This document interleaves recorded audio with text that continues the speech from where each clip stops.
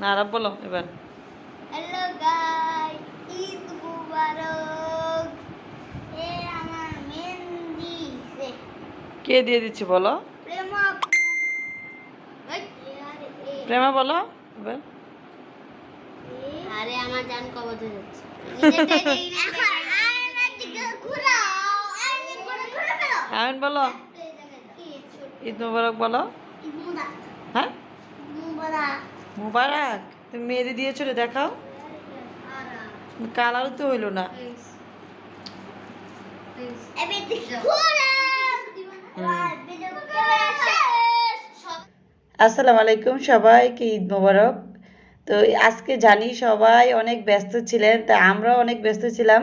তো গতকাল সন্ধ্যা থেকে আমার ছেলেমেয়েরা অনেক মেহেদি টেহেদি দিচ্ছে, মানে ওরা ওদের মতো মজা করছে। আমার মেয়ে প্রথমেই সব ভাইদেরকে মেহেদি দিচ্ছে, তো মেহেদি দেওয়ার পর ওর বাবা বুঝতে পারে নাই যে মেহেদিটা সবচেয়ে বেশি কালার হয়, সেই কালারটা মানে সেটাও আর বুঝতে পারে নাই। ওর বাবা হচ্ছে নিয়ে আসতে পারে না, অন্য দুইটা নিয়ে আসছে। একটাতে বেশি কালার কালার হয় বাট একটু মোটা হয়ে আসে, আর একটা হচ্ছে হালকা কালার হয়। তো যাক, মন খারাপ করে করে দিচ্ছে ভাইদেরকে। আর এদিকে আমি রাত্রের বেলা খাসির মাংস রান্না করেছিলাম।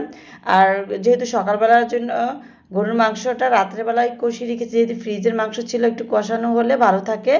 আর হচ্ছে আমার শ্বশুর যেহেতু তেলসারা মুরগি, সে আমার শ্বশুরের জন্য একটা দেশি মুরগি, তেলসারা মুরগি আমরা হচ্ছে কষিয়ে রেখে দিয়েছিলাম, সকালে জাস্ট ঝুল দিব। এই যে সকালবেলা যেহেতু আমার শ্বশুরের হচ্ছে তেলসারা খিচুড়ি, তো মুগ ডাল শুধু এলাও ড্যাড চাটে, সেই মুগ ডাল দিয়ে আমরা হচ্ছে খিচুড়ি রান্না করেছি। আর আমাদের জন্য বিভিন্ন রকমের ডাল দিয়ে একটা খিচুড়ি রান্না করেছি। তো আমরা বেশিরভাগই গরুর মাংস খিচুড়ি একটা কমন খাবার আমাদের শ্বশুরবাড়িতে। কারণ হচ্ছে ওই যে কাজ, গরু জবাই টবাই করবে, কাজ করবে, সবাই খাবে, আবার আমরাও মানে সবাই একটু কাজকর্মে ব্যস্ত থাকবো, যাতে বাড়ি খাবারটা খেয়ে সবাই একটু কাজে লেগে যেতে পারে, ওভাবে খাবার। আর সকালে হচ্ছে 2 রকমের সেমাই রান্না করেছি, লাচ্ছা সেমাই আর শুকনো সেমাই আমরা।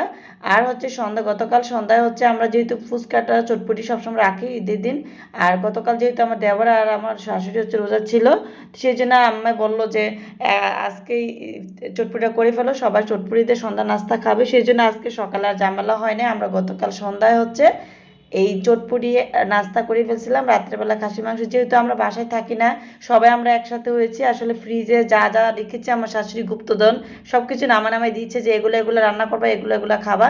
তা আমরা মোটামুটি আমাদের বাচ্চা কাচ্চা নিয়ে খাওয়া দাওয়া রান্নাবান্নির মধ্যে ব্যস্ততার মধ্যেই ছিল সারাটি দিন। ওদের কোনো ভালো একটা ছবিও তুলি না এখনো। আর এদিকে আমার ছেলে সালামি চাচ্ছে, সে 500 টাকা, বললাম 5 টাকা দেবো, এতে খুশি, বলছে পয়সা লাগবে না। পয়সা লাগবে না, শুধু টাকা দিলেই হবে। এই যে আমার ছেলের অবস্থা, খাবে না দাবে না, শুধু হাঁটাহাঁটি করবে। আর এদিক দিয়ে কুরবানি গরু তো আপনাদেরকে দেখালাম। তো কুরবানি গরু হচ্ছে জবাই করে, প্রথমে জবাই করতেছিল, মানে ধরার পর্যায়ে দৌড়ে এসে আমার ছোট দাদা শ্বশুরের বাসায় চলে গিয়েছিল, তো আবার সবাই মিলে এনে জবাই করেছে। তো যেহেতু আমরা বউ মানুষ, আসলে ওখানে চাচা শ্বশুররা আর আমার হাজব্যান্ডরা ওখানে ছিল, পুরুষ মানুষ ছিল, সেই জন্য ওখানে যায় নাই। আর এদিকে বাসায় এনে 3 ভাগ করে, গরিব আর আত্মীয় স্বজন আর আমরা আছি। তো গরিবের ভাগটা গরিবে দিবে, তবে কোনো গরিব হচ্ছে ফেরত দিবে না, যাতে সবাইকে প্রয়োজন হলে আত্মীয় স্বজনের ভাগ থেকে বা আমাদের ভাগ থেকেও দিবে। তো সেই জন্য কোনো বাধ্যবাধকতা নেই, মোটামুটি 3 ভাগ একটা আন্দাজ করে ওভাবেই বিলিয়েছে।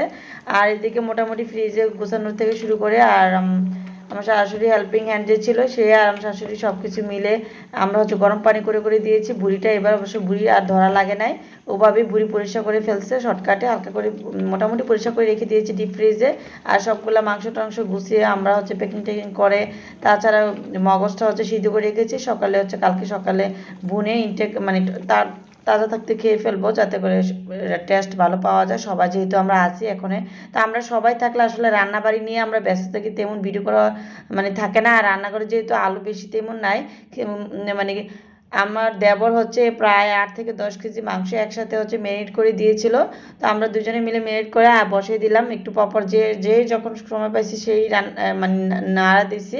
তো মোটামুটি দায়িত্বে ছিলাম, যাতে করে নিচ দিয়ে লেগে না যায়, কারণ একজনের দায়িত্ব না থাকলে কিন্তু সব এলোমেলো হয়ে যায়। মাংস যদি একবার নিচ দিয়ে লেগে যায়, সারে সর্বনাশ। আর যেহেতু একসাথে ম্যারিনেট করা হয়েছিল, মানে হাতে এটাকে সব কিছু দিয়ে মাখা হয়েছে, সেই জন্য তেলের মানে বাগারের যাতে একটা সেন্ট আসে, সেই জন্য আমি একটু সরিষার তেল দিয়ে এটাকে বেরেস্তা করে দিলাম, যাতে করে সুন্দর একটা ফ্লেভার আসে। আলহামদুলিল্লাহ সবাই মিলে আমরা প্লেট ভরে ভরে সবাই খেলাম। আসলে কুরবানির মাংস কিন্তু যেভাবে রান্না করে সেভাবেই মজা লাগে, সাথে সাথে মাংসটার স্বাদে কিন্তু আলাদা, আর কালারটাও কিন্তু সুন্দর এসেছিল বাস্তবে। তবে লাইটের আলোচনায় তুমি সুন্দর দেখাচ্ছিল না। সবাই ভালো থাকবেন, সুস্থ থাকবেন, আল্লাহ হাফেজ।